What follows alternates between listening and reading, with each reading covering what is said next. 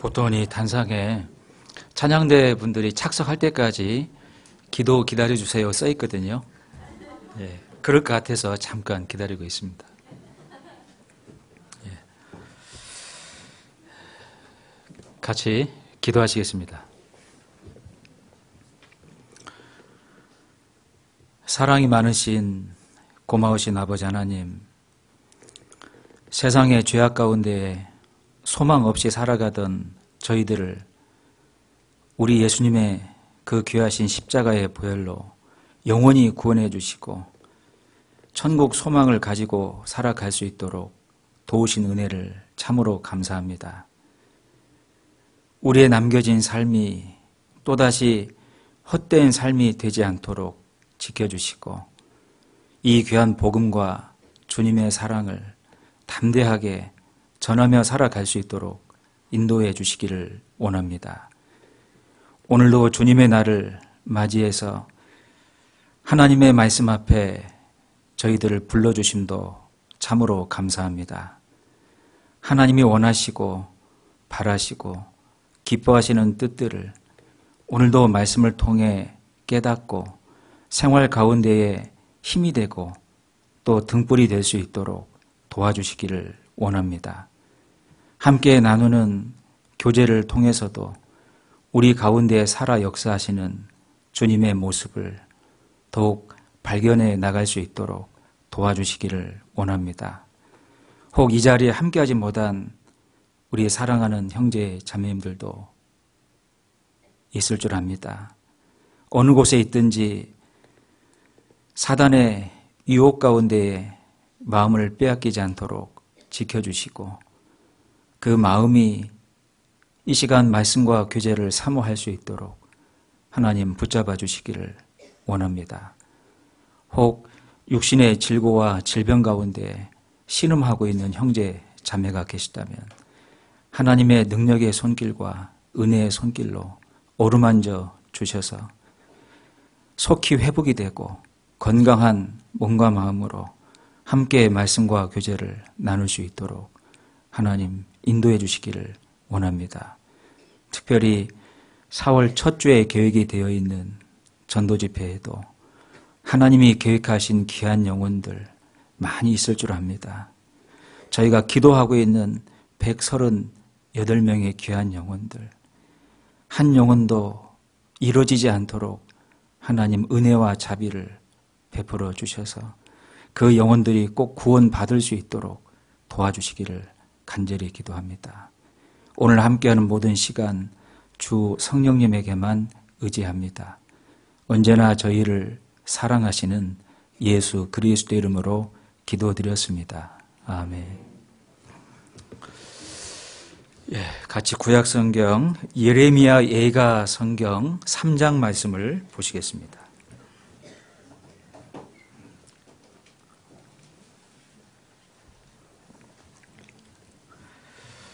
구약 1147페이지 예레미야 예가 3장 27절 28절 말씀과 32절 33절 말씀을 이어서 같이 보도록 하겠습니다.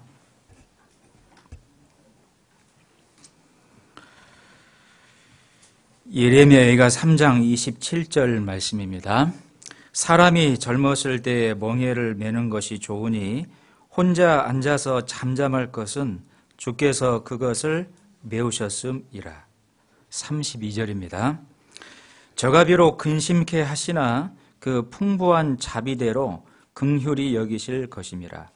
주께서 인생으로 고생하며 근심하게 하심이 본심이 아니시로다. 안녕하세요.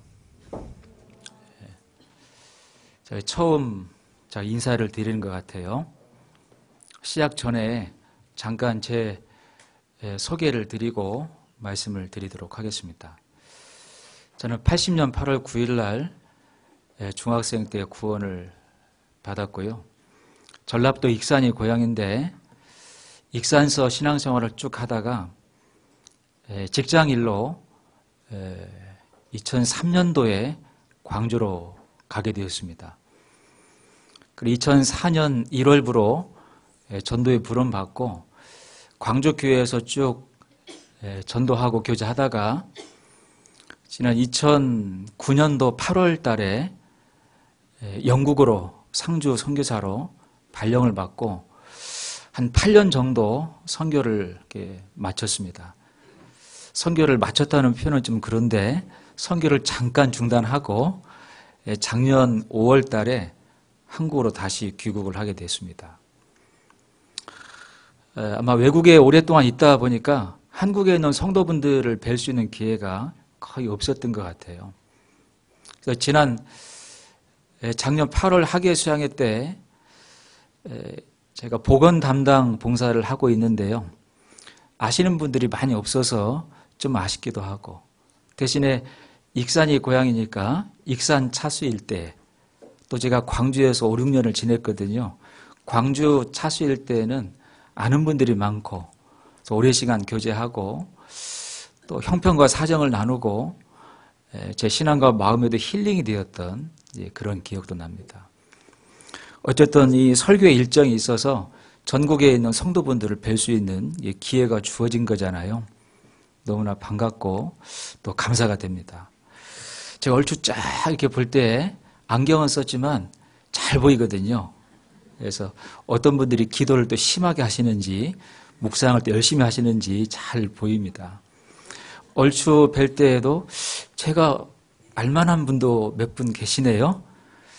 아마 영국 선교 때 영국을 다녀가신 분도 계신 것 같은데 환하게 웃으시는 것 같습니다. 그분이.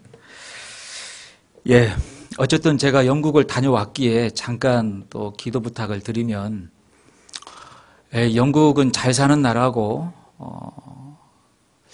또 복음의 진원지가 됐던 나라인데 지금은 영적으로 그 황무지가 되어 있는 나라입니다. 지난 17, 18세기 때 전 세계 선교사를 이렇게 파송했던 나라고, 한국에 처음으로 오셨던 토마스 선교사 분도 영국 분이시죠. 근데 신앙이 믿음이 잘 전해지지 못했고 중간에 단절이 된 것 같습니다. 지금은 하나님을 온전히 제대로 믿고 구원받은 영혼들을 만나기가 정말로 힘듭니다. 특히 젊으신 분들은 영혼의 문제에 대해서 전혀 관심이 없어요. 죽음의 문제에 대해서도 관심이 없고 오로지 세상의 마음 두고 마치 내일은 없는 것처럼 하루하루 즐기며 살아가는 것 같습니다. 금요일 날 저녁만 되면 요즘 세상 말로 불금이죠. 불타는 금요일입니다. 술에 완전히 취해 있고 간혹 마약에 취해 있는 젊은이들을 볼 수 있고 정말 내일 없는 것처럼 하루를 보내는 것 같습니다. 그리고 어디 마음에 의지할 데가 없으니 그 스포츠에 열광을 하고, 영국 사람들 축구 그러면 아주 열광을 합니다. 오죽하면 훌리건이라고 하는 광적인 팬들이 생겼겠습니까? 그런 젊은이들 마음속에 영혼을 사모하는 마음이나 영혼을 준비하는 마음은 하나님을 정말로 깨닫고 만날 준비를 하는 영혼들은 극히 적은 것 같아요. 어떤 젊은 친구들은 아주 단호하게 하나님은 없다고 얘기하고 심지어 쓸모없는 단어라고 얘기를 합니다. 젊은 사람들한테 하나님이라고 하는 단어는 영어의 표현으로 더티 워드라고 불러요. 더러운 단어다. 신이 있다라면 인간을 귀찮게 하고 힘들게 하고 간섭하는 그런 존재로 생각해서 그 내면 속에 마음대로 육신대로 살고 싶어하는 그 타락이 된 마음들이 가득 들어 있습니다. 그러니 그런 그 잘못된 사상을 갖고 있는 분들에게 복음을 전하기가 정말로 힘이 들어요. 1년에 한 번 구원 받으면 정말 잔치 벌어집니다. 어떤 분들은 좀 어렵고 힘든 나라에 사신 분들에게 복음을 전하면 노방전도해서 한마디 건네고 갈게요 그러면 꼭 오신다고 하잖아요. 그래서 많은 분들이 말씀 듣고 구원을 받아서 그물로 물고기를 잡듯 영혼들이 참 많이 참석하신다고 얘기를 듣는데요. 유럽은 낚시 하나 던져갖고 물어 잡히면 정말로 다행인 겁니다. 정말로 힘들어요. 한편 생각하면 교훈도 되는 것 같습니다. 불과 한 2세대, 3세대 전만 해도 복음이 왕성했던 그 나라가 복음의 불모지가 된 데에는 뭔가 중간 고리가 빠져버린 겁니다. 그 중간 고리가 뭐였을까? 하나님의 말씀에 순종하지 않고 영혼들을 살며 전도한 일에는 전혀 관심을 갖지 않고 세상에 묻혀 살았던 그리스도인들이 있었던 겁니다. 저희들도 만약에 하나님이 더 인내를 가지시고 시간과 은혜를 주신다라면 우리의 자녀 혹 우리의 손자 세대까지도 이 세상에 갈 수도 있겠죠. 만약 우리의 자녀, 손자 세대까지 간다라면 신앙과 믿음이 지켜지고 있을까? 정말 그 시대까지 복음이 힘있게 전해지고 있을까?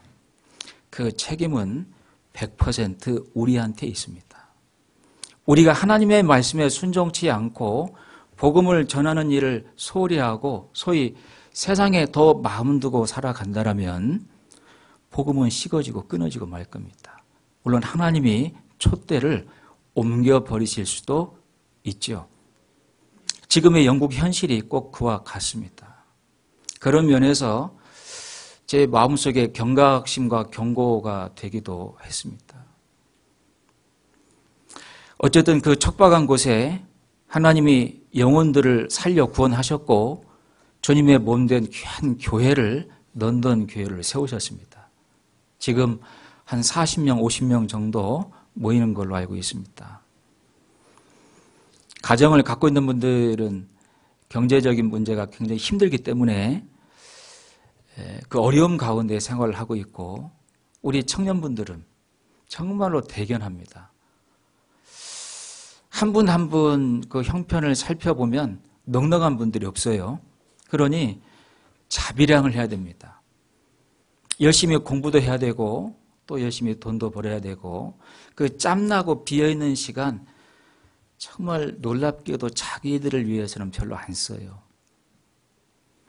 영국에 유학가 있는 그 세상 그 청년들은 주말 되면 놀러 다니기 바쁩니다. 저기 야외로, 외국으로. 유럽에서 외국을 방문하는 것은 그냥 고속버스 타고 왔다 갔다 하는 것 같아요. 굉장히 가깝게 느껴집니다. 그러니 언제 또 이런 시간을 가져보겠어라는 마음으로 정말 주말을 놀고 먹고 마시는데 온통 탕진을 해요. 근데 구원받은 우리 청년들은 그러지 않습니다.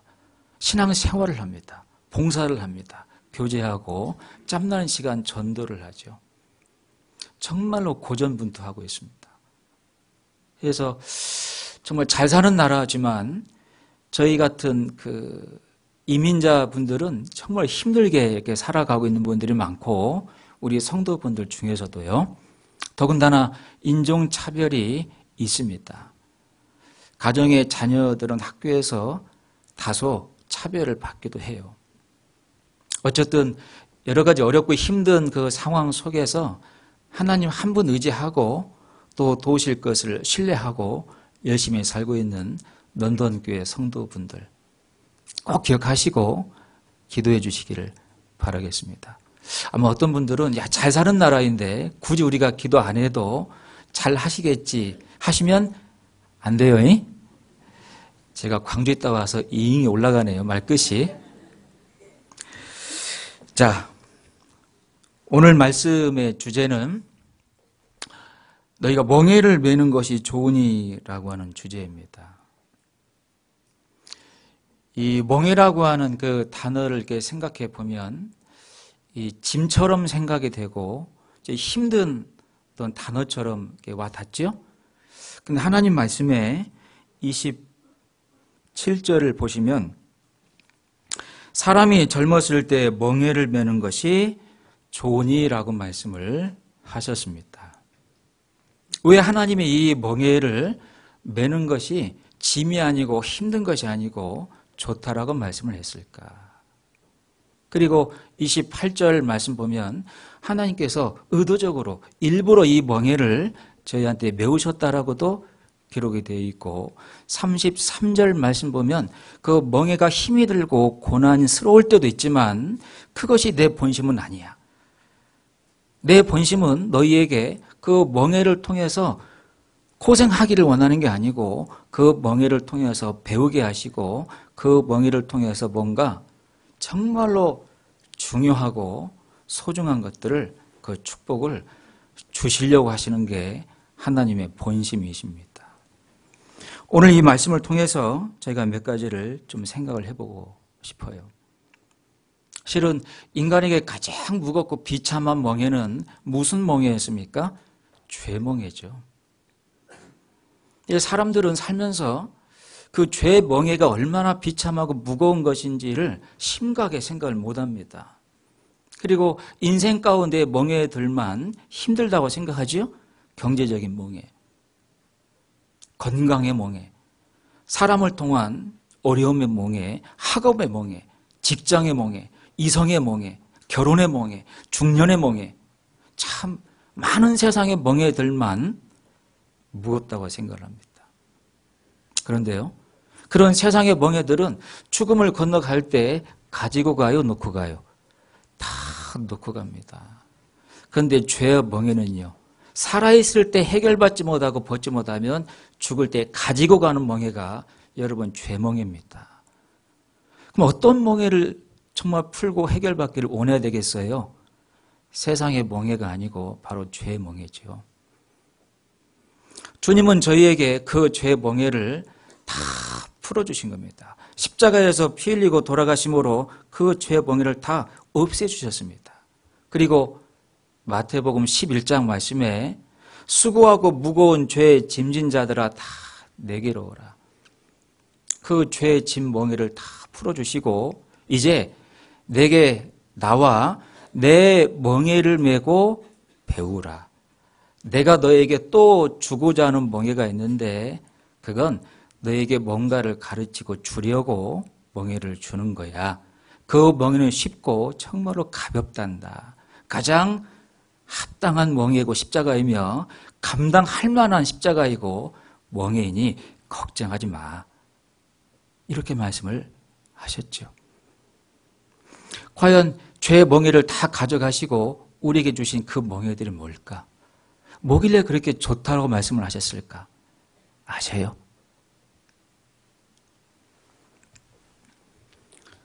성경을 보면 하나님이 주신 멍에들을 몇 가지 생각할 수 있는데 첫째, 고난의 멍에입니다.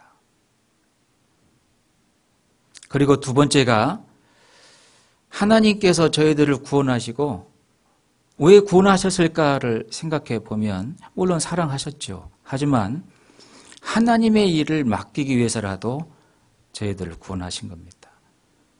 저 디도서 성경 말씀에 보면 저희를 부르사 구원하신 것은 하나님의 선한 일에 열심히 하는 친백성이 되게 하려 하심이라. 너희가 하나님과 함께 일하는 자로서 너희를 구원하노니 하나님의 은혜를 헛되이 받지 마라. 하나님께서 맡기시고 함께 일하시는 선한 일들이 있습니다. 교회 가운데 맡겨주시는 직분이라고도 볼 수 있고 또 우리 주님이 십자가에서 이루신 복음이라고 하는 멍이라고도 볼 수 있습니다. 하나님이 저에게 주신 멍에들을 몇 가지 정리해 본다면 고난의 멍이라고도 볼 수 있고 직분의 멍이라고도 볼 수 있고 복음의 멍이라고도 볼 수 있어요. 근데 이게 왜 좋은지를 저희가 한 번도 깊이 있게 생각을 못 해본 것 같습니다. 그냥 힘들다라고만 생각해서 왜 저에게 이렇게 무거운 멍에 십자가를 주신 거예요? 바꿔주세요. 왜 저 형제 저 자매는 정말 가벼워 보이는데 저 형제 저 자매는 멍에가 굉장히 작아 보이는데 잘 되고 잘 되지 않습니까?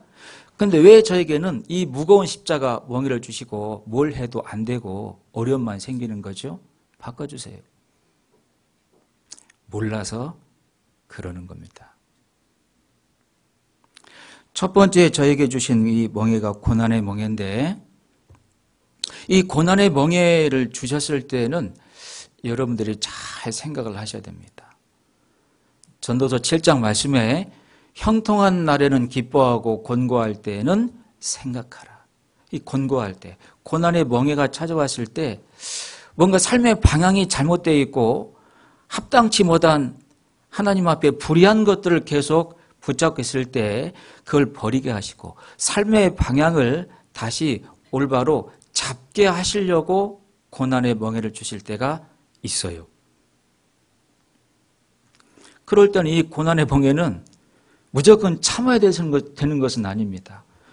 그 베드로 성경 말씀에 죄가 있어 매를 맞고 참으면 무슨 칭찬이 있으리요. 합당치 못한 걸 버려야 되는 거고 삶의 방향이 잘못되어 있다면 그 방향을 다시 수정을 해야 됩니다. 여러분들 매장에서 옷을 사왔는데 집에서 입어보니까 치수가 안 맞네요. 에이, 그러고 그냥 버리거나 그냥 있으니까 기어이 가서 바꿔옵니까?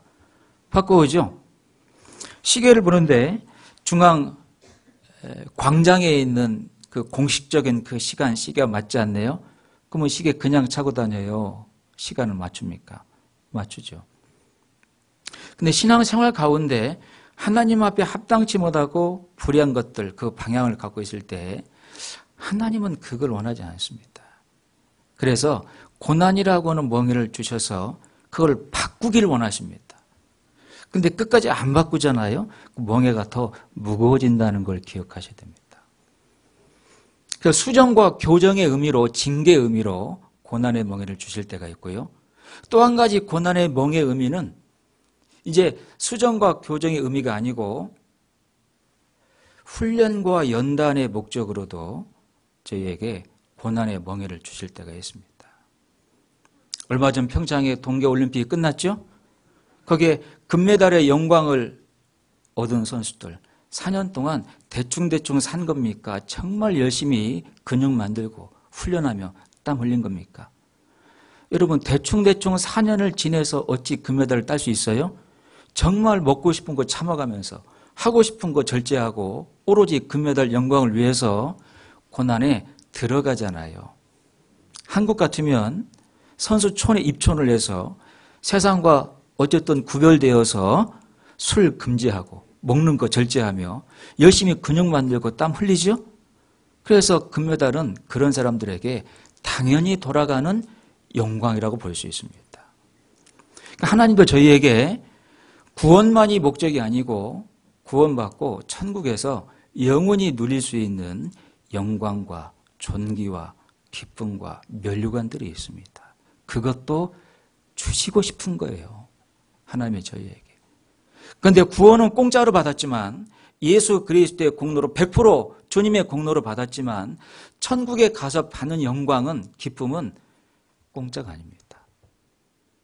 정말 구원받고 하나님 말씀에 순종하며 이뤄진 영혼들을 위해서 희생할 줄을 알고 그렇게 사는 가운데 고난이 있어요. 어려움이 있습니다. 이걸 잘 견디고 인내하며 산 자들에게 영광의 선물로 면류관들이 돌아갑니다.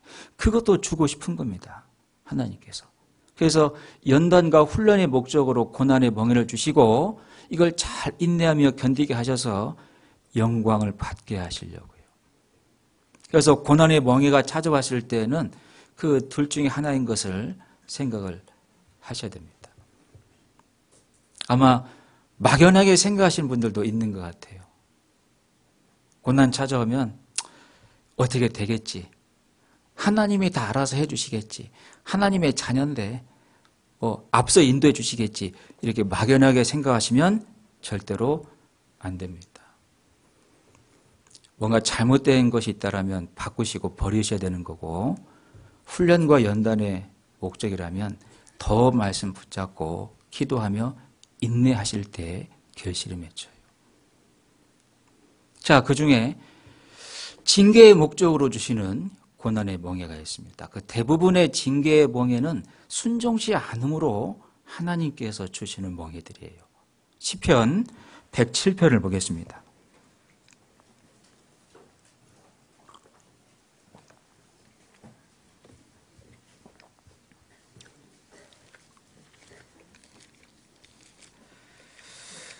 시편 107편 구약 883페이지입니다. 시편 107편 10절 11절 말씀입니다. 10절 11절 말씀을 같이 읽죠. 사람이 흑암과 사망의 그늘에 앉으며 곤고와 쇠사슬의 매임은 하나님의 말씀을 거역하며 지존자의 뜻을 멸시함이라. 왜 하나님이 이 징계라고 하는 곤고와 쇠사슬의 멍에를 매게 하시는 거냐면 하나님의 말씀에 순종하지 않고 때로는 하나님의 뜻을 멸시함이라. 저희들의 삶 속에 그런 부분이 혹 있지는 않습니까? 사랑하는 자녀를 부모가 채찍하고 매를 때려서라도 그 마음의 방향을 바꾸게 하고 싶은 것처럼 아버지 하나님도 동일한 마음을 갖고 계십니다. 잠언 10장 13절 말씀에 어리석은 자, 미련한 자의 등에는 채찍밖에 없다. 그런 말씀이 기록이 되어 있어요. 그 잠언 말씀을 잘 보시면 부모가 자녀를 양육할 수 있는 지혜들이 가득 기록되어 있죠. 기억나는 몇 말씀이 있습니까? 잠언 말씀에 어린아이의 마음에는 어리석은 것이 얽혀 있어서 부모의 채찍과 경책이 그 어리석은 것들을 빼낸다라고 되어 있습니다. 그러니 아이가 잘못된 생각을 하고 잘못된 행동을 할 때에는 때론 채찍하고 경책하라. 아이가 죽지 아니하리니 그 경책과 채찍이 그 아이를 음부 가운데에서 건져낸다라고 말씀을 했습니다. 그 아이를 임으로 하도록 그냥 내버려 두면 반드시 성장의 어미를 욕되게 할 거다라고도 경고가 되어 있어서 합당한 채찍과 경책은 그 아이를 살린다라고 되어 있습니다. 그 채찍과 경책이 폭력입니까? 사랑입니까? 사랑이죠. 우리 형제 자매님들 자녀 낳아서 지금 기르고 양육하고 있지 않습니까? 아이가 잘못되는 것을 바라는 부모가 어디 있겠어요? 근데 잘못된 마음과 행동을 하네요. 때려서라도 책망을 해서라도 올바로 바꿔놓으신 게 부모의 마음이지 않습니까? 그래서 하나님이 때때로 고난이라고 하는 멍에를 주셔서 바꾸시기를 원합니다. 그런데 사람은 참 고집이 세지 않습니까? 그렇죠? 이 고난을 딱 받았으면 눈치를 채고 바꿔야 되는데 그냥 넘어가요. 그러니까 고생하는 겁니다. 사도행전 말씀에 사도 바울이 바울 되기 전에 얼마나 하나님을 대적했습니까? 그렇죠? 그래서 네가 가시채로 뒷발질하기가 너한테 고생이다. 말이나 낙이 타고 올바른 방향으로 가게 하려고 그 탄 주인이 채찍을 때릴 때가 있죠. 근데 이 나귀가 말이 가기 싫다고 뒷발질 해야 되는 겁니다. 가기 싫어 힝 그러고 있는 거죠. 그러면 그런 낙이 그런 말은 뭘 버는 거예요? 매를 버는 겁니다. 그냥 사서 고생하는 거죠. 하나님은 섬세하시고 정확하시고 디테일하신 분입니다. 사람처럼 대충대충 하시는 분이 절대로 아니셔요.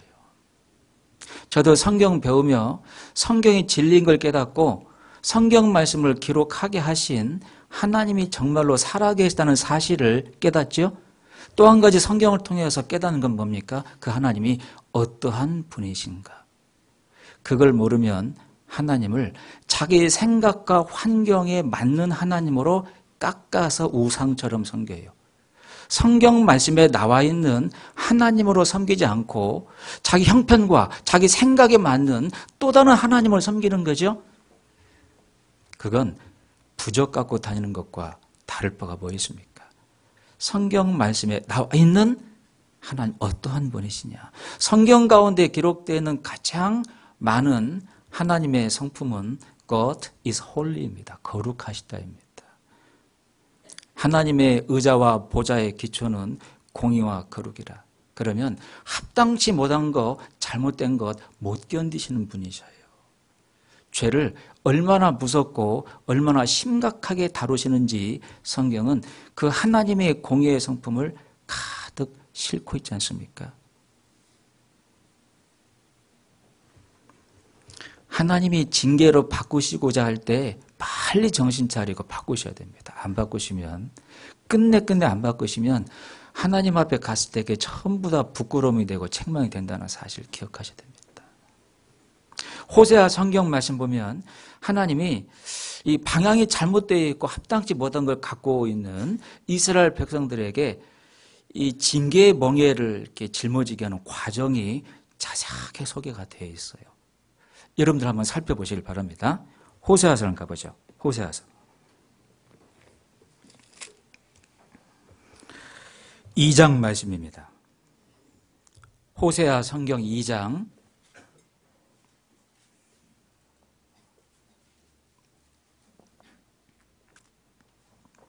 구약 1258페이지입니다.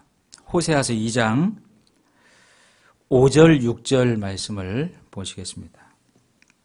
5절 6절 저희의 어미는 행음하였고 저희를 배웠던 자가 부끄러운 일을 행하였나니 대저 저가 이르기를 나는 나를 연애하는 자들을 따르리니 저희가 내 떡과 내 물과 내 양털과 내 삶과 내 기름과 내 술들을 내게 준다 하였느니라. 6절을 같이 읽죠. 그러므로 내가 가시로 그 길을 막으며 담을 쌓아 저로 그 길을 찾지 못하게 하리니. 사단은 세상에 있는 보암직하고 먹음직하고 탐스러운 것들을 온통 온갖 보여주고 생각하게 하며 줄게 따라와 라고 속이죠. 근데 하나님은요, 정말 소중하고 영원하고 중요한 것들을 성경 말씀을 통해 성령이 가르치시며 깨닫게 하시고 그걸 바라보라고 말씀하십니다. 근데 육신이 강해요. 하고 싶은 게 많습니다. 준다고 하니까 그래 지금은 이거 취하고 신앙생활은 나중에 해볼까?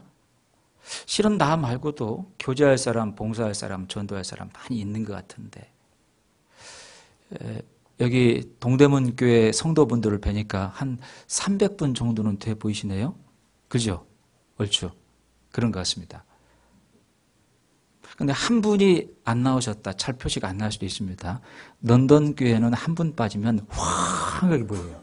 얼마나 그 자리가 편하게, 편한 건 아니죠. 크게 보이는지 모릅니다. 뭔 일이 있었을까? 왜 안 나오셨을까? 어디 아픈 건 아닌지, 혹 죄의 유혹 가운데 마음이 요동치고 있는 건 아닌지 정말 노심초사합니다. 한 분 한 분이 얼마나 귀한지 몰라요.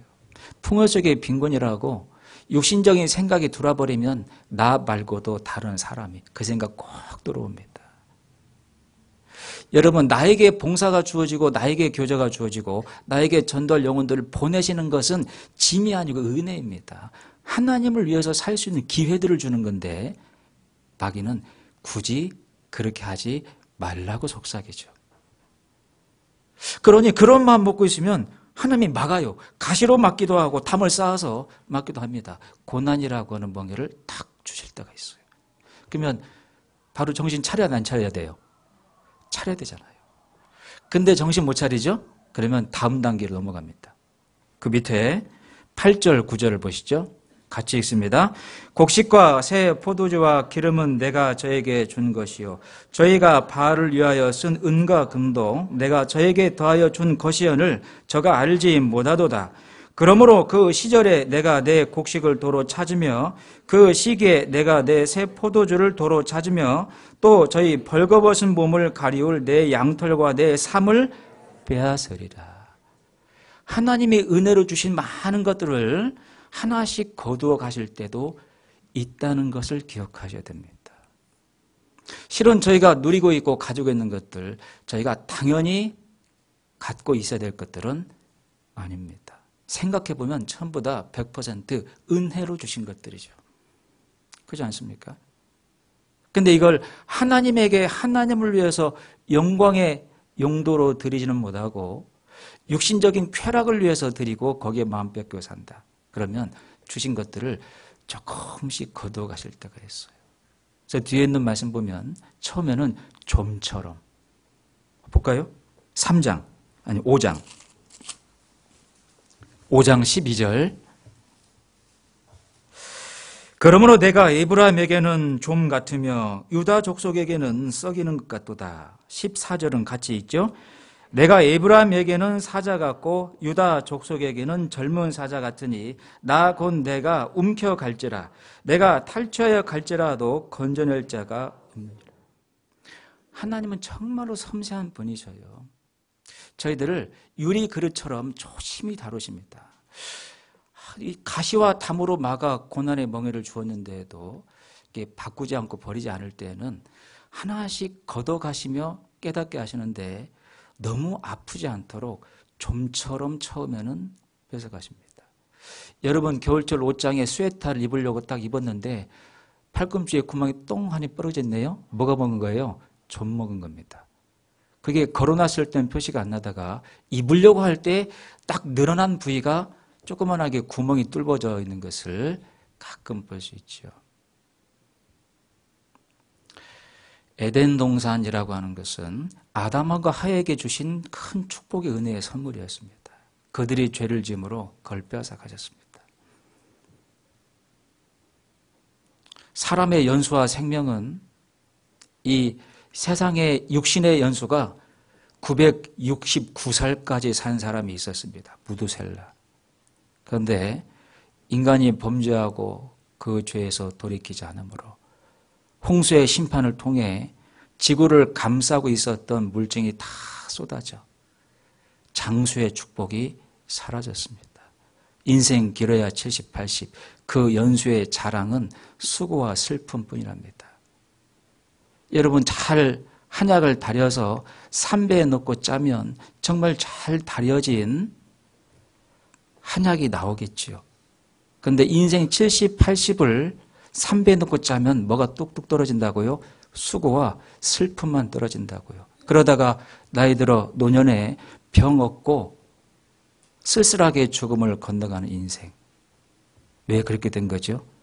죄 때문입니다. 이 죄의 영향이 엄청나다고 하는 것을 기억하셔야 됩니다.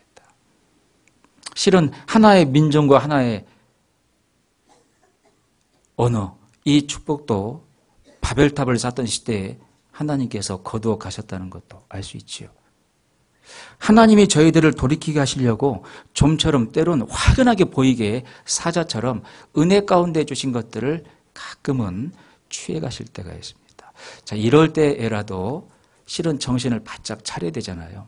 그런데에도 나는 끝까지 가볼랍니다 라고 한다라면 더 심한 징계는요, 이제 관심을 끊으실 때가 있습니다.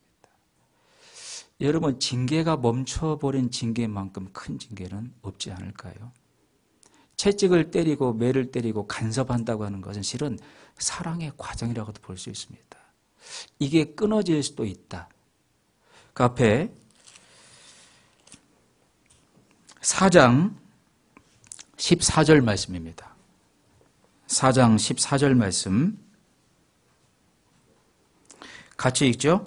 너희 딸들이 행음하며 너희 며느리들이 간음하여도 내가 벌하지 아니하리니 이는 남자들도 창기와 함께 나가며 음부와 함께 희생을 드림이니라. 깨닫지 못하는 백성은 패망하리라.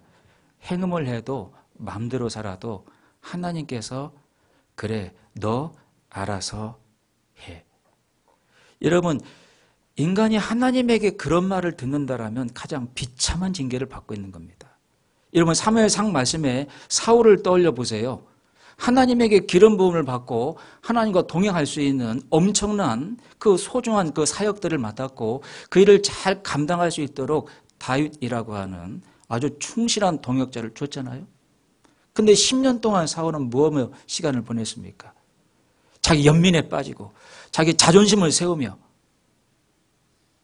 하나님의 영광을 드러내기보다는 자기를 드러내기 위해서 10년 허송세월을 보내지 않습니까? 하나님께서 10년 동안 얼마나 많이 징계를 주었습니까? 가시로 맞기도 하고 담을 세우기도 하고 그러죠? 근데 고집 피우며 나가니까 하나님이 응답을 거두셨습니다. 정말 군급하게 될 때, 정말 앞뒤가 꽉 막힌 힘든 상황 가운데 비로소 하나님을 찾지만 진정한 마음으로 찾은 것도 아니었어요. 그때 하나님은 아무 대답을 안 하십니다. 제가 초등학교 때 지금도 기억이 나요. 저녁에 어머님이 어떤 불의의 그 사고로 집에 못 오셨습니다. 혼자 집 방 안에 남겨져 깜깜한 그 방 안에 희한하게 그날따라 휴지가 나갔네요. 어린 제가 어디에서 불을 어떻게 낄지를 전혀 몰랐습니다. 아무도 없는 집에 그 좁은 방 안에 깜깜한 구석에 혼자 남겨져 벌벌 떨며 엄마 찾아 부르고 있는 제 모습을 생각해 볼 때 정말 불쌍하고 쓸쓸하며 비참한 모습이죠. 하나님에게 더 이상 응답을 듣지 못한다. 하나님의 간섭을 더 이상 받지 못한다. 하나님의 사랑을 더 이상 받지 못한다. 정말로 비참해지는 겁니다. 근데 왜 사울이 그 지경까지 든 거죠? 그렇게 하나님을 불러도 대답을 안 하시잖아요. 그러니 누구 찾아가요? 한때 자기가 진멸하며 자기가 전멸시켰던 점쟁이 찾아가잖아요. 사울이. 세상에 자기가 진멸했던 점쟁이 찾아갑니다. 왜 그렇게 돼버린 거죠? 돌이키지 않는 겁니다. 바꾸지 않는 겁니다. 여러분, 그래도 돌이키지 않잖아요? 그러면 더 이상 그 개인 통해서 어떠한 생명의 과정도 발생하지 않습니다. 물론 생명이 탄생하는 것은 절대 기대할 수가 없고요. 뒤에 9장 보겠습니다.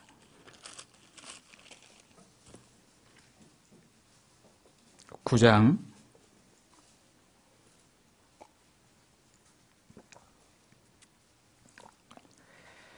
11절 말씀입니다. 9장 11절 말씀 같이 읽죠. 에브라임의 영광이 새에 같이 날아가리니 해산함이나 아이의 뱀이나 잉태함이 없으리라.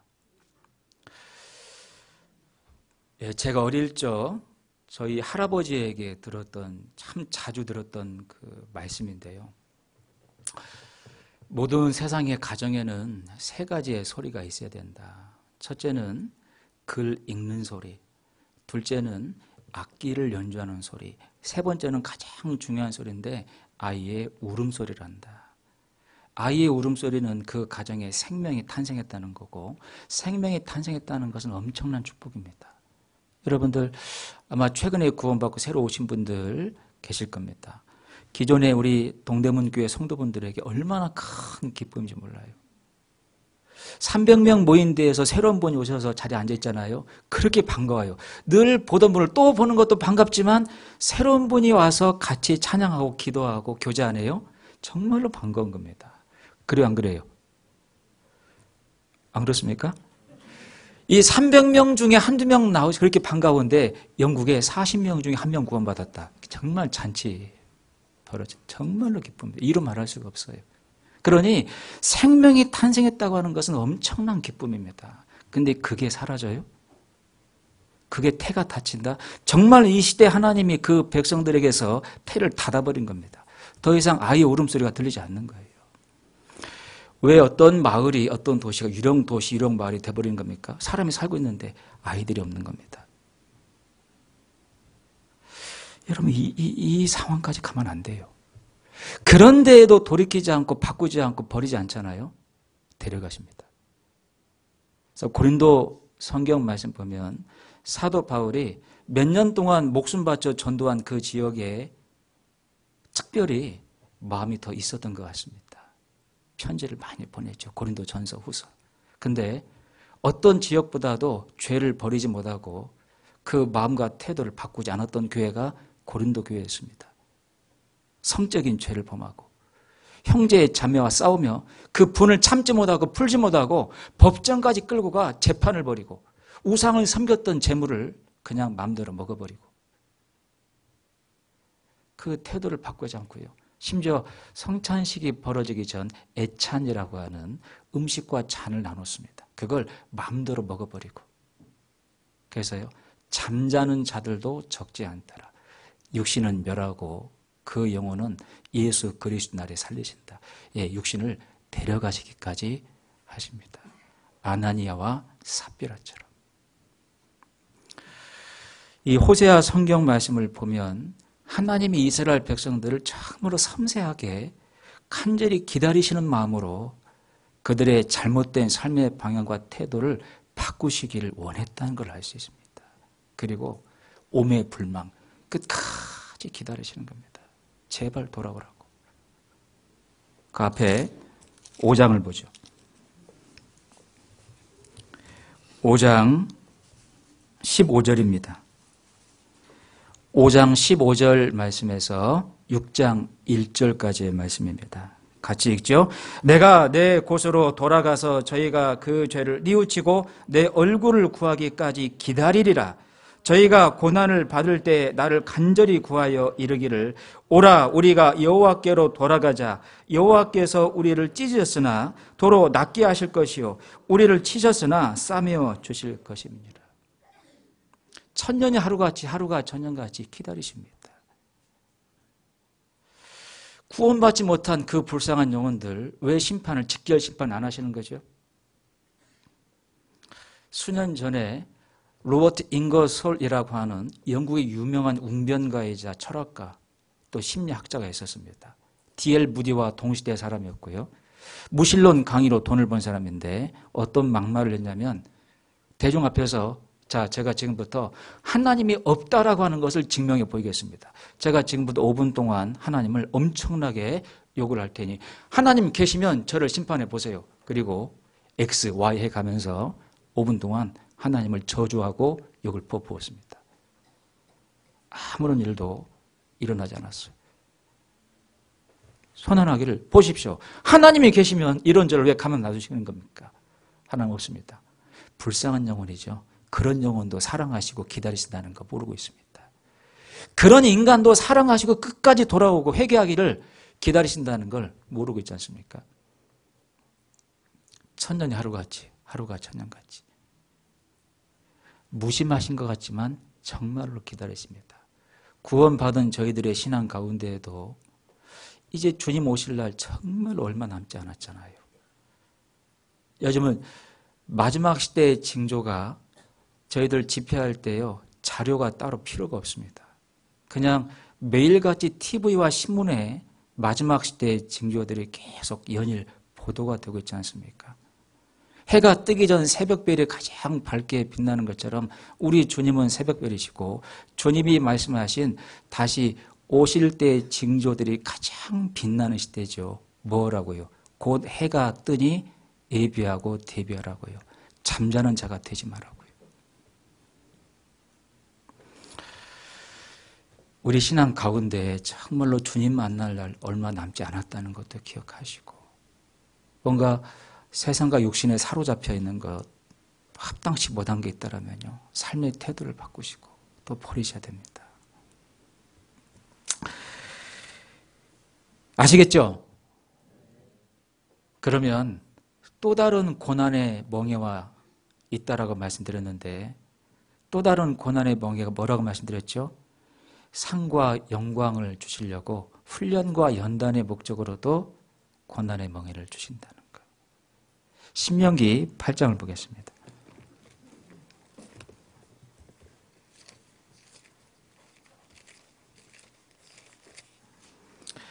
신명기 8장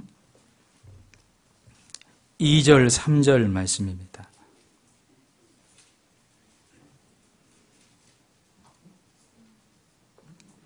신명기 8장 2절 3절 내 하나님 여호와께서 이 40년 동안에 너로 광야의 길을 걷게 하신 것을 기억하라.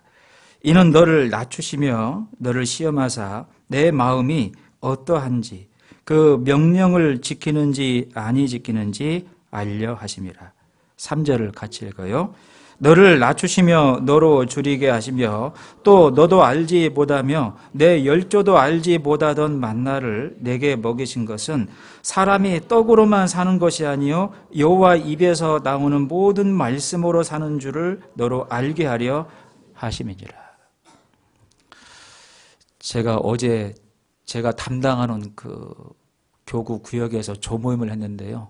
신명기 8장 말씀 가지고 이게 교제하다가 그 가정을 개방한 그 자매님이 빈대떡을 막 붙이고 있는데 제가 이 말씀을 읽었어요. 사람이 떡으로만 사는 것이 아니요 하나님 입에서 나오는 모든 말씀으로 살 것이니라.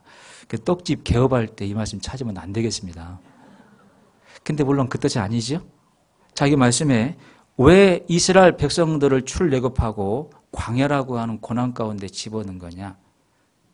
이걸 반드시 알라는 거죠. 여러분, 애굽의 400년은 구원받기 전에 저희의 모습과 같고, 그들이 출애굽하고 홍해 바다를 통과한 것은 저희가 죄에서 구원받고 침례를 받은 모습이라고 볼 수 있습니다. 그러면 그들의 종착지는 가나안 땅이죠. 뭐의 모형일까요? 천국의 모형도 되지만 천국에서 영원히 누리게 될 영광과 존귀와 칭찬과 물건과 기업들의 모형입니다. 그러니 하나님은 출애굽만이 목적이 아니고 가나안의 천국만이 목적이 아니고 가나안 땅에서 천국에서 영원히 누릴 수 있는 영광과 존귀와 칭찬과 기업이 있는데 그걸 정말로 주고 싶다는 겁니다. 출애굽은 하나님의 은혜로 100% 공짜로 나왔지만 가나안 땅의 영광은 공짜가 아니기에 그래서 40년 광야를 두신 겁니다. 40년 광야 생활 가운데 고난의 멍에를 짊어지게 했어요. 그들이 하나님의 영광 받기에 존귀 칭찬 그 면류관 받기에 합당한 자로 만드시는 훈련시키시는 과정이 40년 광야였습니다. 이대로는 안 되겠다. 그들 마음속에서 그 애굽이라고는 세상을 빼내 하나님의 백성답게 영광을 누릴 자격을 갖춘 사람으로 만들기까지 40년이 걸렸습니다. 그들을 애굽에서 빼내는 것은 하루 저녁이지만 그들 마음에서 애굽을 빼내는 것은 40년 걸린 거죠. 그 40년의 광야 생활, 영광 받기에 합당한 자로 키우시는 겁니다. 저희들 구원받고 주님을 만나기 전까지의 생활은 광야 생활입니다. 정말 인생 고난을 위해서 태어났다라는 말이 있는데 구원은 받았지만 고난이 여전히 있습니다. 그 한 가지 목적은 죄로 인한 징계의 고난의 멍에가 아닌 고난의 멍에의 한 가지의 목적은 우리의 믿음을 키우시는 겁니다. 사람이 떡으로 자기 생각으로 자기 경험으로 사는 게 아니고 하나님의 말씀 붙잡고 믿음으로 산다고 하는 것을 이 광야가 아니면 배울 수 없으니까요. 여러분, 이스라엘 백성들 중에 나름대로 똑똑한 현자들이 있었겠죠.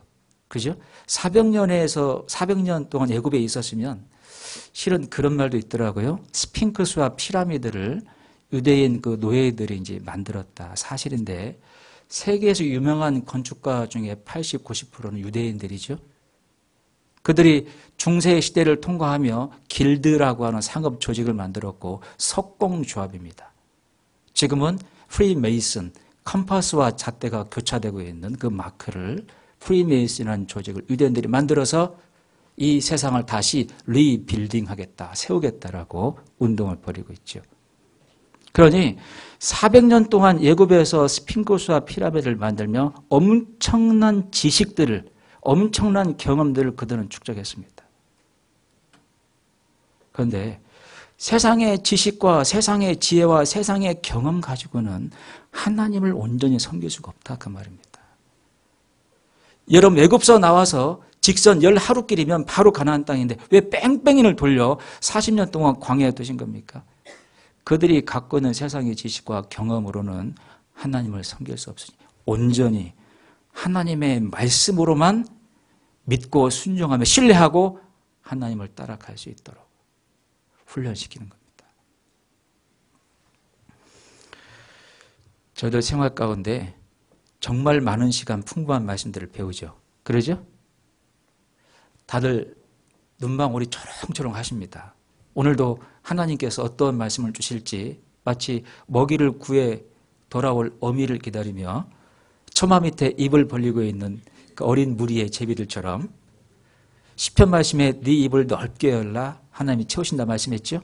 그렇죠? 자, 우리가 배우는 말씀이 부족해서 신앙생활을 잘 못할까요?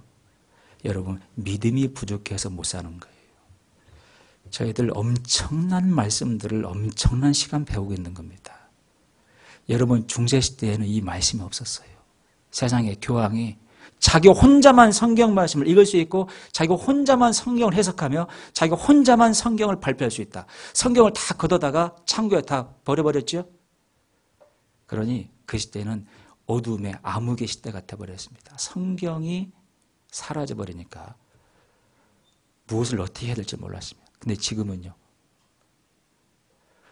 여러분 인터넷만 누르면 풍부한 말씀이 나오고 얼마나 이 아름다운 교회당에서 많은 시간 말씀들이 전해지고 있습니까?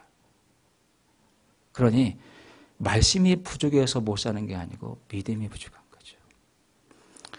우리 주님은 정말 너희가 믿음을 가졌으면 좋겠다는 겁니다. 믿음을 키우시길 원하는 겁니다. 그 방법은 한 가지입니다.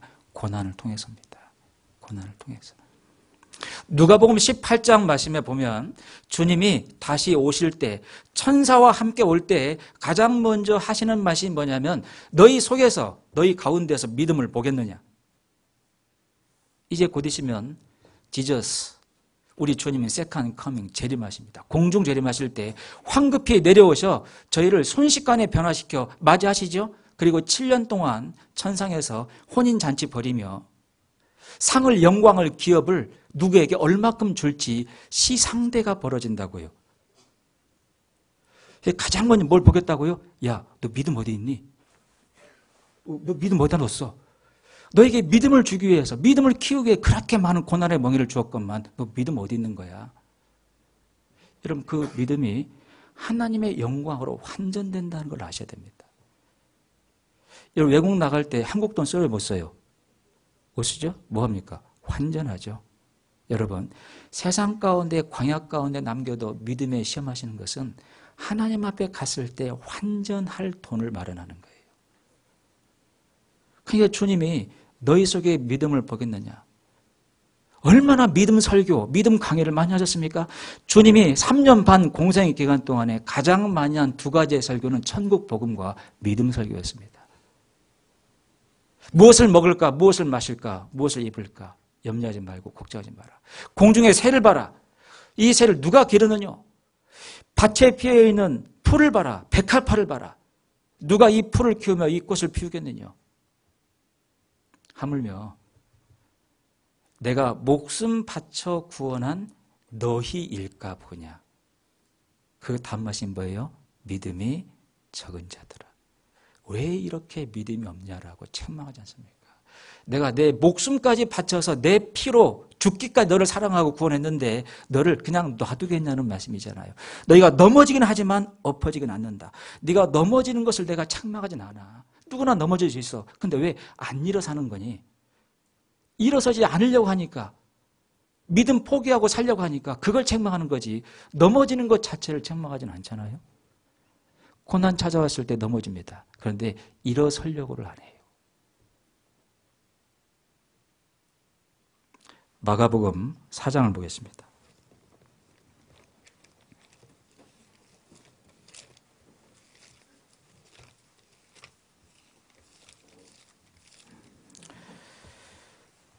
마가복음 4장 35절 말씀입니다. 마가복음 4장 35절로 41절까지 다소 긴 말씀인데요. 제가 천천히 읽어드리겠습니다. 그날 저물 때 제자들에게 이르시되 우리가 저편으로 건너가자 하시니 저희가 무리를 떠나 예수를 배에 계신 그대로 모시고 가매 다른 배들도 함께 하더니 큰 광풍이 일어나며 물결이 부딪혀 배에 들어와 배에 가득하게 되었더라. 예수께서는 고물에서 베개를 베시고 주무시더니 제자들이 깨우며 가로되 선생님이여 우리의 죽게 된 것을 돌아보지 아니하시나이까 하니 예수께서 깨어 바람을 꾸짖으시며 바다더러 이르시되 잠잠하라 고요하라 하시니 바람이 그치고 아주 잔잔하여 지더라. 이에 제자들에게 이르시며 어찌하여 이렇게 무서워하느냐 너희가 어찌 믿음이 없느냐 하시니 저희가 심히 두려워하여 서로 말하되 저가 뉘기에 바람과 바다라도 순종하는고 하였더라. 이러면 그 35절 말씀에 그날에 어떤 날입니까? 그 바로 앞에 믿음 설교하셨어요. 믿음 설교하시고 믿음 강의하시고 겨자씨 하나일 만한 믿음을 딱 갖고 있으면 정말 많은 사람이 구원도 받을 수 있는 겨자씨는 가장 조그만 씨지만 참 믿음 갖고 버티며 전도하고 생명 위에 희생과 헌신 가운데 살면 자라고 많은 새들이 깃들게 될 거다. 다른 성경에는 믿음 겨자씨 하나일 만한 믿음이 있으면 이 산을 뽑아다가 저 산을 옮기겠다라는 말씀도 하셨죠. 자, 믿음 설교하시고 이제 현장 실습 나가시는 겁니다. 하나님이 믿음 설교만 하시는 게 아니에요. 현장 체험을 시키신다니까요. 자, 얼마 전 TV에 어떤 한국 청년이 미국에서 시민권을 이렇게 받았답니다. 그리고 어렵게 경찰 시험에 합격을 했어요. 그것도 최우수 성적으로. 한국으로 말하면 이제 우수 장학금을 이제 타는 거죠. 그리고 이제 현장 실습을 나갔답니다. 근데 갑자기 괴한이 경찰 차를 공격을 했고 돌을 던지며 흉기를 위협하니까 이 청년이 바지에 오줌을 싸고 도망갔어요. 함께 동행했던 선배 현직 경찰이 보고서를 뭐라고 썼을까요? 이 청년은 부적절. 여러분, 이론은 100점 만점이에요. 근데 실기는 F. 여러분, 이론을 100점 맞으면 뭐하죠? 실기에서 F 맞으면 어떻게 됩니까? 아무리 많은 시간 많은 말씀을 배우면 뭐예요? 하나님이 주님이 현장 체험을 시키실 때 아이고 나 죽겠다 믿음 버리는데요. 여러분 어떠십니까? 여기 35절을 보면 그날 저물 때 제자들에게 이르실 때 우리가 저편으로 건너가자. 예수님이 고의적으로 데리고 나가셨다는 걸 알 수 있습니다. 이러면 갈릴리 그 바다는 저도 성지순례를 가봤는데요. 지형이 희한해가지고 갑자기 돌풍이 불 때가 있고요. 그렇게 잔잔하고 평온한 바다가 돌풍 불면 엄청난 파도가 일어납니다. 제자들을 데리고 나가서 큰 광풍을 일부러 일으켰습니다. 그리고 주님은 일부러 주무셨어요. 아니 제자들이요. 주님이 함께 그 배에 계시는데 그 사실은 까맣게 있고 넘실거리는 파도와 광풍을 보면서 극히 두려워했습니다. 주님이 잠 깨시고 바람과 파도를 명하니까 탁 잠잠해지죠. 그러니 제자들이 깨달아요. 도대체 이분이 누구시길래 바람과 파도도 잔잔해지느냐. 하나님이시죠. 감을 잡습니다. 하나님 아니시면 이렇게 못한다. 아, 하나님이 나와 함께 하시는 거구나. 임마누엘. 분명히 체험했죠? 그렇죠? 어찌하여 너희가 믿음이 없느냐? 체험했습니다. 그리고 주님이 세컨 챕터, 두 번째 현장 실습을 나가셔서 이제 안 따라가시고 보내만 봐요. 바닷가로 그냥 보냅니다. 7장 보죠. 6장입니다. 6장 45절.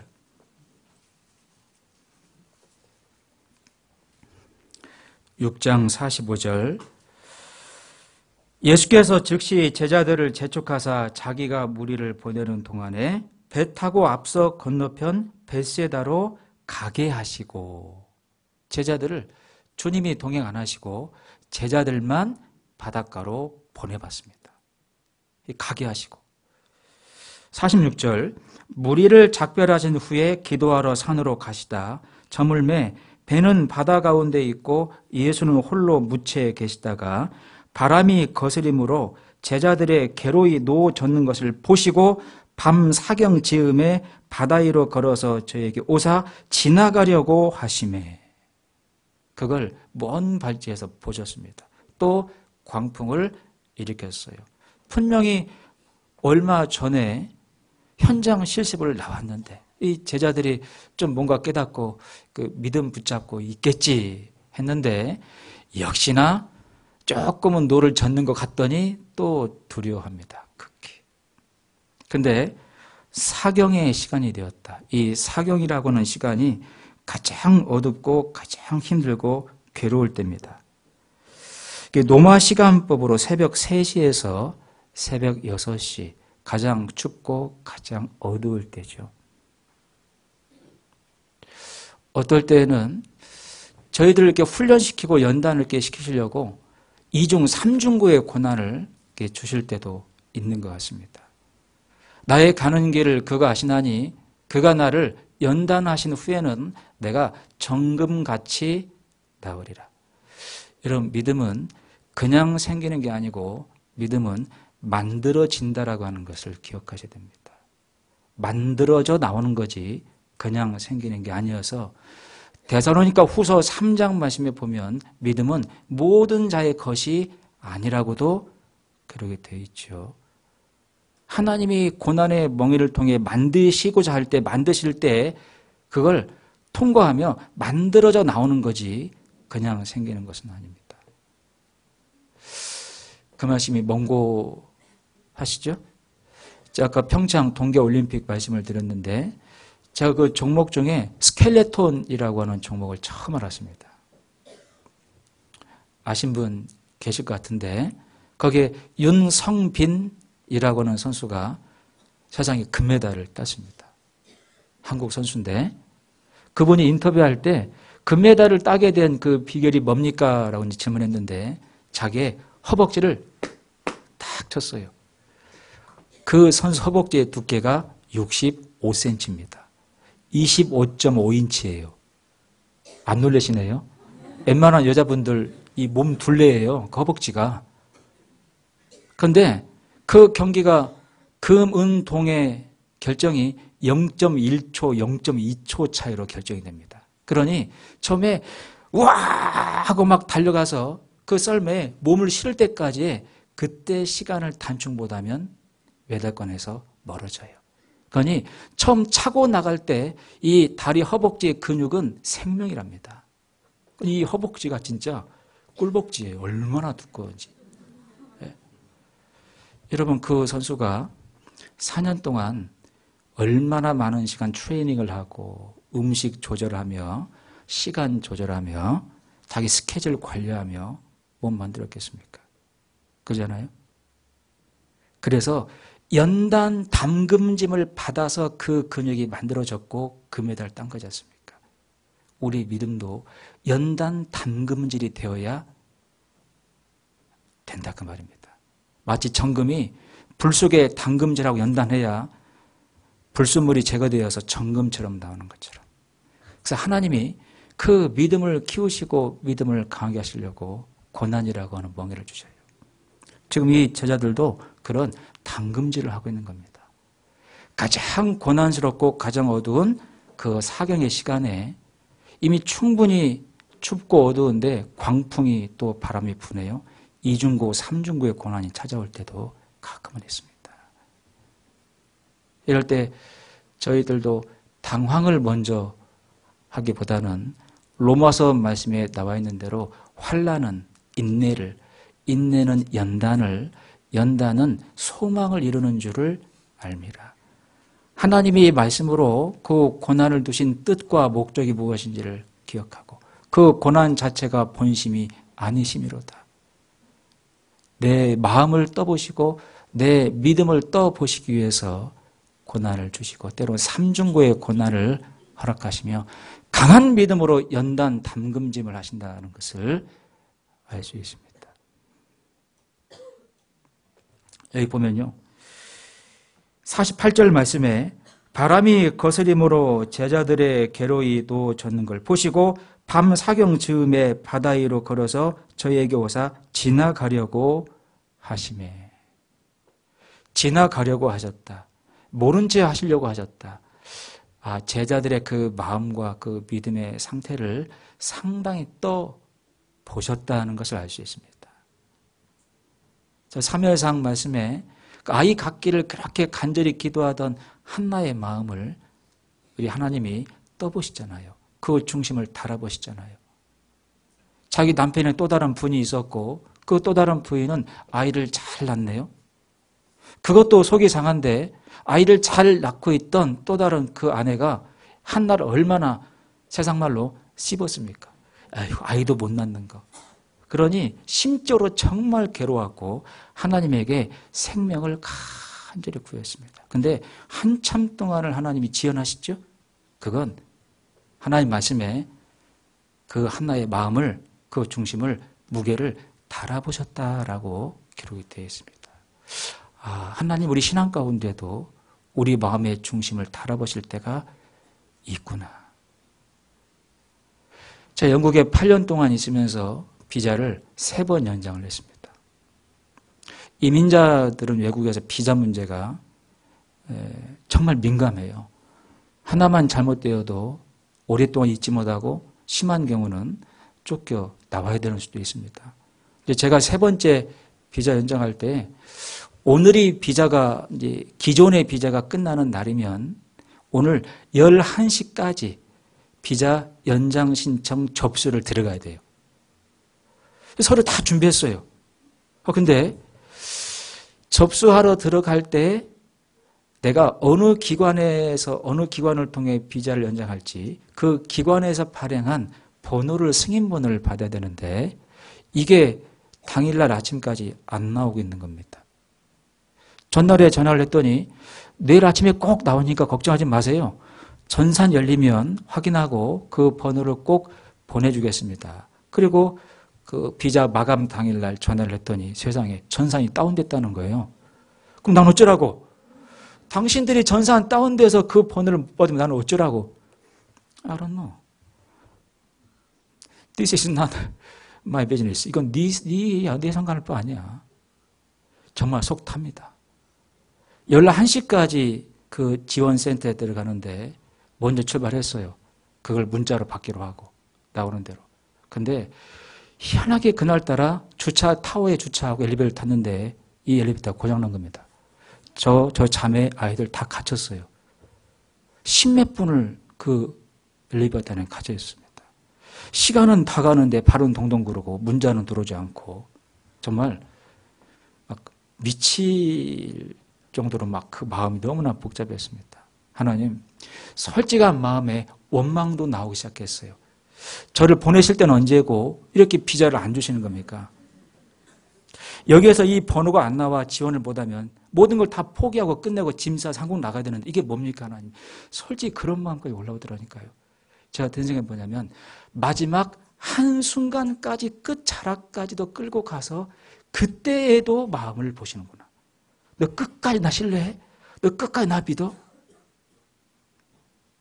근데요, 기적이죠. 엘리베이터가 풀리고 지원센터를 갔습니다. 제가 통과에 들어가기 불과 몇 분 전인데 문자가 띵동 들어오는 겁니다. 승인번호가. 할렐루야. 정말 하나님 감사합니다. 방금 전에 원망했던 마음이 금방 축복의 마음으로 바뀌었어요. 세상에 원망과 축복의 차이가 몇 분 차이구나. 여러분 그럴 때 있다니까요. 그러면 번호를 준 것은 나를 도우신 거고 번호를 안 준 것은 나를 버리신 겁니까? 아니잖아요. 그걸 우리가 오해한다는 거죠. 나를 미워하시나? 나에 대한 은혜가 다 끝났나? 이제 바닥나셨나? 하나님은 불의하신 분도 아니고 하나님은 실수하시는 분도 아닙니다. 사람에게 원망 들을 만한 일을 안 하셔요. 단지 내가 모르겠고 이해가 안 되는 겁니다. 세상에 원망과 찬양의 차이가 불과 2, 3분 차이라니까요. 이 마음이 천당과 지옥이 왔다 갔다 합니다. 세상에 몇 분 남겨놓고 띵동 문자가 들어오는데요. 그래서 연장받고 8년 동안 있었습니다. 그러니 정말 막다른 골목까지 끌고 가서 그때 그 순간에도 나를 끝까지 믿고 신뢰하는지 마음을 떠보시는 것 같아요. 중심을 달아보시느니라. 뭐 한다고요? 왜 그렇게 하신다고요? 믿음을 키우시는 겁니다. 믿어라, 신뢰라. 여러분 신앙생활은 내가 뭔가를 시도하는 삶이 아닙니다. 신앙생활은 끝까지 신뢰하는 겁니다. 저희들 살다 보면 저희 힘과 저희 의지, 저희 마음대로 안 된다는 것 깨닫고 그거 깨달아 갈수록 사람이 철들어요. 여기에 청소년 시기를 겪은 학생들도 있지만 왜 그 시기를 질풍노도의 시기로 얘기를 합니까? 자동차에 두 가지의 기능의 페달이 있죠. 악셀레이터와 브레이크. 악셀만 밟아요. 그냥 쭉 가는 거예요, 그냥. 예? 질풍노도의 시기죠. 누가 브레이크 좀 밟아 그러면 놔둬. 내 상관 하지 마. 그러니 청소년 때, 학생 때 왜 그런 사춘기에 방황들을 하냐면 자기가 마음먹은 대로 뭐든 할 수 있다고 착각하는 겁니다. 그러다가 언제 철들죠? 내 마음대로 안 되는 것이 있구나, 아니 많구나. 그거 딱 하나 연결되면 무릎 꿇습니다. 한순간에라도 너를 한순간에 네 목숨을 가져갈 수 있다는 거. 여러분 갑자기 돌연사는 가능성이 과학적으로 1000가지가 넘다고 하죠. 내일을 절대 자랑할 수 없는 게 나지 않습니까? 우리 몸 안에 수의 근육이 있고 불수의 근육이 있습니다. 내가 움직일 수 있는 근육이 있고 내가 움직일 수 없는 근육이 있습니다. 근데 생명과 연관되는 근육은 내가 일도 못 움직여요. 심장 근육을 내가 움직입니까? 혈관 근육을 내가 움직입니까? 생명과 상관없는 이런 근육은 내가 움직일 수 있어요. 그러면 이 심장을, 혈관 근육을 누가 움직여요? 하나님이 움직이고 있다고. 이거 탁 멈춰버리면 나는 가는 거잖아요. 근데 내가 마음먹은 대로 먼저 할 수 있다고요? 아닙니다. 그래서 브레이크를 밟을 줄을 알 때 철든다고 하죠. 예? 자, 이 말씀 왜 드리냐면 우리 신앙 가운데는 하나님이 브레이크를 밟게 하실 때가 많다는 겁니다. 믿음을 키우시기 위해서. 정말 이중 삼중고에 그 고난 가운데 집어넣어 하나님 한 분만을 신뢰하라고. 네가 주인공이 아니고 하나님이 주인공이야. 하나님을 신뢰하고 의지하지 않으면 아무것도 할 수 없다는 거. 이거 계속 알아가야 됩니다. 저는 80년 8월 9일 날 중학생 때 어린 나이에 구원받았지만 영국에서 8년 동안 시간 보내며 한 가지 배우고 온 게 있다면 역대상 20장 말씀입니다.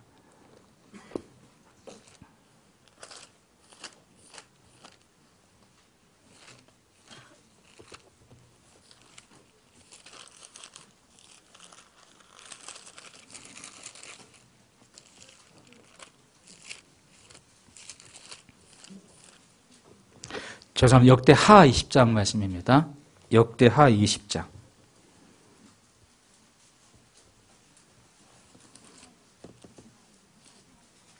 역대하 20장 12절 말씀. 구약 681페이지입니다. 역대하 20장 12절 말씀을 같이 읽겠습니다. 우리 하나님이여 저희를 징벌하지 아니하시나이까.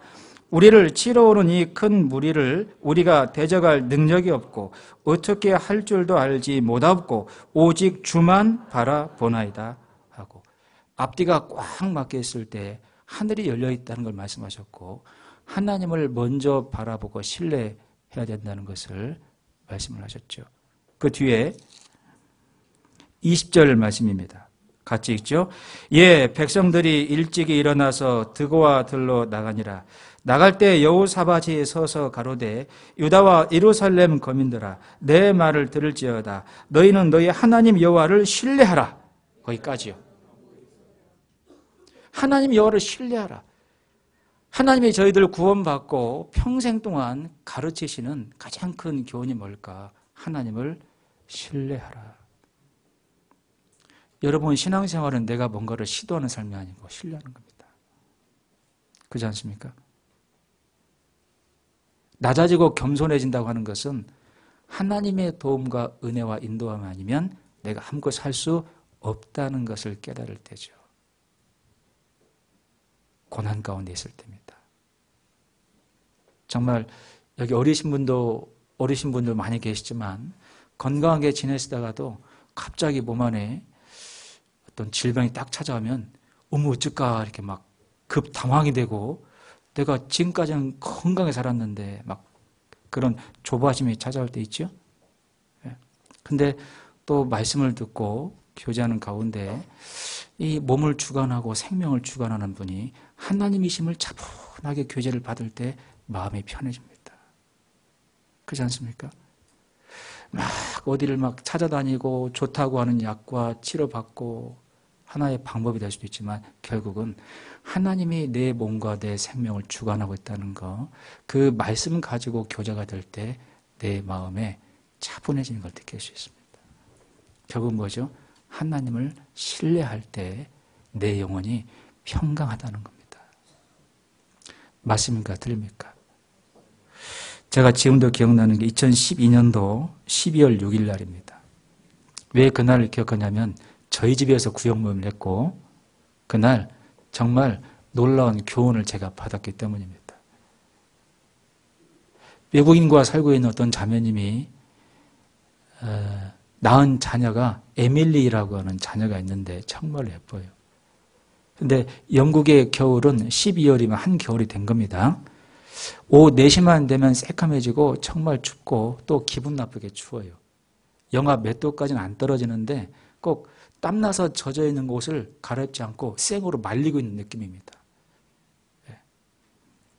그날 굉장히 추웠던 걸로 제가 기억이 나고, 그 아이가 살고 있는 집이 런던 중앙 템스강 북쪽에 있었고, 저희 집에 오려면 차를 3번을 갈아타야 돼요.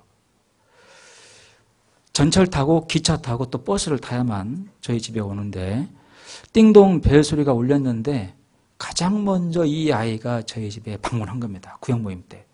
근데 그렇게 춥고 그 어두운 그날 아이가 굉장히 얼굴이 밝아요. 목사님 그러면서 이렇게 안기고, 제가 갑자기 의아해졌습니다. 이렇게 춥고 이렇게 어두운 이 겨울날에 이 아이는 뭐가 그렇게 즐겁고 뭐가 그렇게 신났을까? 이유가 뭘까요? 엄마와 함께 왔기 때문입니다. 여러분, 그 아이에게 엄마가 함께 있다고 하는 것은 교통편을 3번을 갈아타야 되고 일찍 해가지고 어둡고 춥고 이건 상관이 없어요. 엄마가 함께 있고 없고가 이 아이의 마음에 평강 있고 없고가 결정되는 겁니다. 만약 이 아이에게 정말 좋은 날씨에 정말 화창하고 밝은 날씨에 엄마가 없이 왔다. 표정이 밝을 수는 없죠. 하나님이 저희와 항상 동행하시고 함께 하시니 때를 따라 도우시는 은혜를 베푸겠다고 약속했으니 너희가 무엇을 먹을까, 무엇을 입을까, 무엇을 마실까 염려하거나 걱정하지 마라. 먼저 그 나라와 그 의를 구하라. 그리하면 이에서 모든 것을 더하시리라. 여러분, 그렇게 해야만 되는 상황 가운데 이중 삼중구의 고난의 멍에 가운데 들어갈 때가 신앙 가운데 있습니다. 그럴 때에는 사람이 떡으로 사는 게 아니고 말씀으로 산다고 하는 것을 여러분 기억하시고, 하나님이 어떠한 분이시고 어떤 말씀으로 나에게 약속했는지 그걸 생각하시고 그걸 붙잡으셔야 됩니다. 예. 그럴 때 내 믿음이 성장을 해요. 예. 베드로전서 1장을 보겠습니다.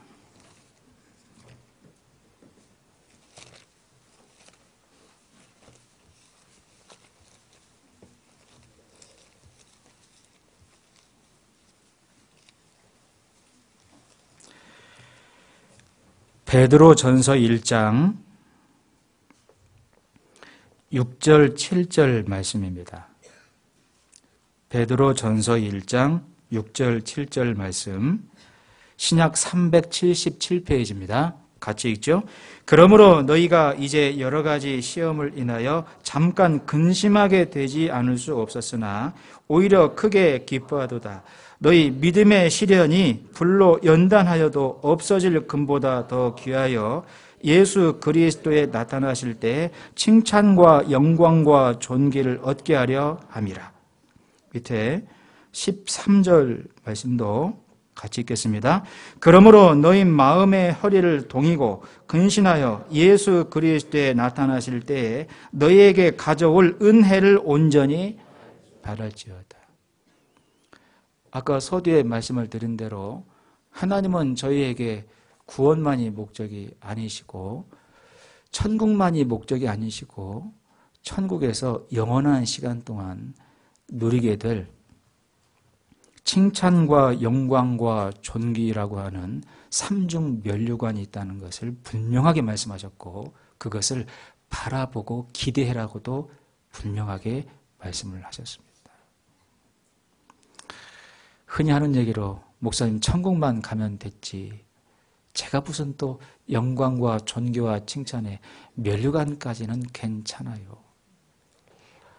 가보세요. 정말 그럴지. 여러분, 이 세상에서 누군가 나한테 돈을 딱 던져주고 원하는 집을 원하는 재료 갖고 지어보세요 그러면 대충 지을까요? 잘 지을까요? 아마 심혈을 기울여서 지을 겁니다. 내진 설계까지 해서 좀 지진이 많이 발생하니까. 근데 여러분들이 영원히 살 천국에서의 집은 왜 안 짓죠? 고린도성경 전서 3장 말씀에 신앙생활은 예수 그리스도라고 하는 반석 위에 너희 집들을 지금 짓고 있는 거다. 각각 어떻게 네 집을 지을지 주의해라. 어떤 사람은 나무와 집과 풀로 집을 짓지만 어떤 사람은 금과 은과 보석으로 집을 짓나니 어떤 집이 더 견고하게 있을까요? 금과 은과 보석의 집이죠. 그게 영원히 내가 들어갈 살 집이라고요. 전북 김제에 가면 잠실이 있습니다. 잠실. 강남 옆에 잠실 말고 누에고치를 양육하고 재배하는데 누에는 자기 엉덩이에 씨를 쫙쫙 뽑아요. 그리고 집을 만들어서 지가 쏙 들어가 살아요. 제가 그거 보면서요. 저희도 우리가 영원히 살 집을 이 세상에서 지금 만들고 있는 거다. 그게 사실입니다. 그러니 우리 주님이 내가 가면 네가 영원히 거할 처소를 예비하리라. 네가 이 세상 가운데 얼마나 말씀에 순종하며 믿음과 신뢰 가운데 살아가는지 네가 그 삶으로 받게 될 기업을 지금도 줄로 긋고 있다. 그 앞에 3절 4절을 보죠. 3절 4절을 같이 읽죠. 찬송하리로다 우리 주 예수 그리스도의 아버지 하나님이 그 긍휼대로 예수 그리스도의 죽은 자 가운데서 부활하심으로 말미암아 우리를 거듭나게 하사 산 소망이 있게 하시며 썩지 않고 더럽지 않고 쇠하지 아니하는 기업을 잊게 하시나니 곧 너희를 위하여 하늘에 우리 성도분들 이걸 정말로 기대를 하셔야 됩니다. 이 말씀을 마음에 새기셔야 됩니다. 하나님은 저희에게 자기 피로 십자가에서 구원하신 것은 천국만이 목적이 아니라고요. 구원만이 목적이 아니고 이 영광과 기업이 있다는 것. 이것도 정말로 주고 싶은 겁니다. 이걸. 그래서 고난이라고 하는 멍에를 통해서 우리의 믿음을 정금처럼 연단해 만드셔 그걸 전부 다 이 삼중 면류관으로 바꿔 주시는 겁니다. 그래서 너희가 멍에를 매는 것이 좋다고 말씀을 하신 거고요. 마지막으로 뒤에 4장을 보겠습니다. 5장입니다. 죄송합니다. 5장. 베드로전서 5장 10절 말씀입니다. 5장 10절 말씀을 같이 읽겠습니다. 모든 은혜의 하나님 곧 그리스도 안에서 너희를 부르사 자기의 영원한 영광에 들어가게 하신 이가 잠깐 고난을 받은 너희를 친히 온전케 하시며 굳게 하시며 강하게 하시며 터를 견고케 하시리라. 그리스도 예수 안에서 너희를 부르사 죄악 가운데에서 건져 구원하시고 자기의 영원한 영광에 들어가게 하신다. 그걸 위해서 잠깐 고난은 잠깐이지만 영광은 영원하다. 그래서 너희를 온전케 굳게 강하게 견고케 하시겠다라고 말씀을 하신 겁니다. 여러분, 이 베드로 전서 후서는 소아시아 지역에 구원받고 흩어져 살고 있는 그리스도인들에게 보낸 편지고 정말 고난들을 많이 받았습니다. 같은 유대인들이 일자리 갖지 못하게 막았고 음식을 빼앗아갔습니다. 굶어 죽도록 방치를 했고 그때 이 베드로 사도가 그들에게 양식을 공급해 줘야 되겠구나. 집을 마련해 줘야 되겠구나. 이걸 먼저 말한 게 아니고 너희와 우리 속에 엄청난 소망이 있다는 것을 잊지 말기를 편지를 보낸 거고요. 지금 잠깐 세상 가운데 고난이 있지만 하나님이 이 고난의 멍에를 우리에게 두신 거야. 곧 있으면 영광과 존귀 칭찬의 삼중 면류관이 있으니 잘 견디자, 인내하자. 끝까지 하나님을 신뢰하자. 이 하나님의 말씀의 약속을 잊지 말자고 1호의 편지를 보낸 게 베드로 후서입니다. 우리에게도 동일하게 보내신 거잖아요. 그죠? 자, 그래서 나머지 직분의 멍에와 이제 복음의 멍에는 혹시 또 동대문 교회 설교 배정이 되면 그때 말씀을 드리고요. 오늘 고난의 두 가지의 멍에에 대해서 말씀을 드렸는데 마음에 꼭 기억하시고 신앙생활 가운데 도움이 되시면 좋겠습니다. 기도하시겠습니다. 고마우신 아버지 하나님, 오늘 이 귀한 시간 서울 동대문 교회 성도분들과 함께 하나님의 귀한 말씀으로 교훈받고 하나님이 저에게 주시는 두 가지의 고난의 멍에에 대해서 잠깐 묵상해 보았습니다. 세밀하시고 또 섬세하신 하나님, 저희들 신앙생활을 대충 살아가지 않도록 도와주시고 형통한 날에 기뻐하고 곤고할 때 생각하라. 그 말씀대로 우리에게 인도하시는 그 멍에의 손길을 깊이 생각하고 하나님이 주시는 합당한 마음대로 우리의 마음을 가질 수 있도록 도와주시기를 원합니다. 모든 것 감사드리오며 저희를 죄에서 구원해 주신 예수 그리스도의 이름으로 기도드렸습니다. 아멘.